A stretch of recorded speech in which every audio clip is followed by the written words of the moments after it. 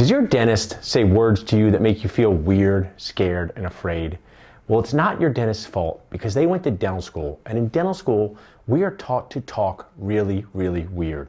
You may have a hygienist as well. She's also taught to talk really, really weird. My name is Dr. Paul Goodman, Dr. Nacho, and I am helping dentists and hygienists everywhere not talk weird.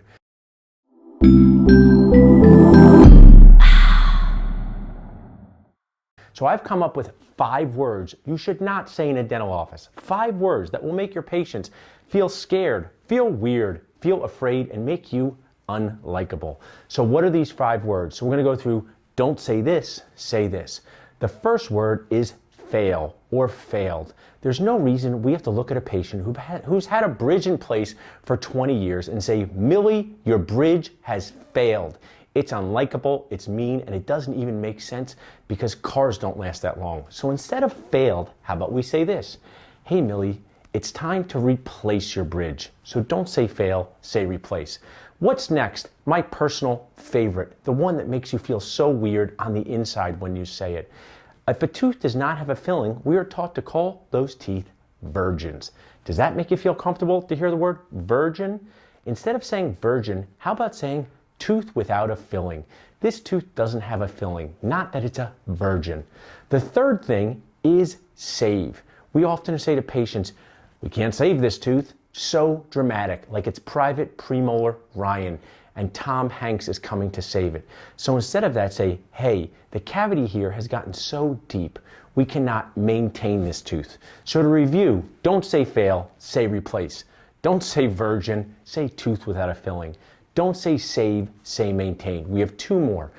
Informed consent, so dramatic. I'm going to give you an informed consent for a root canal. Now, what could you call an informed consent? A heads up. I'm going to give you a heads up what can happen. So you can have an informed consent form where it says informed consent, but as you bring it to life for patients, say, I'll give you a heads up. Most of the time things go really, really well, but these are some things you should know about your procedure. I'm going to give you a heads up, whether it's a root canal, scaling and root planing a crown.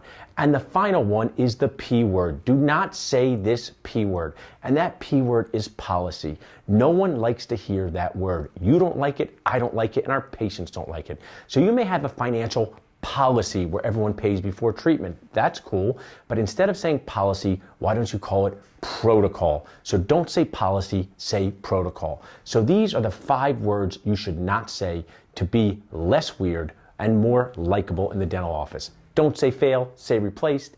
Don't say virgin, say tooth without a filling. Don't say save, say maintained. Don't say informed consent, say heads up. Don't say policy, say protocol. If I can help you in any way, just reach out to me at dentalnachos.com. It is my life's goal to help you talk less weird.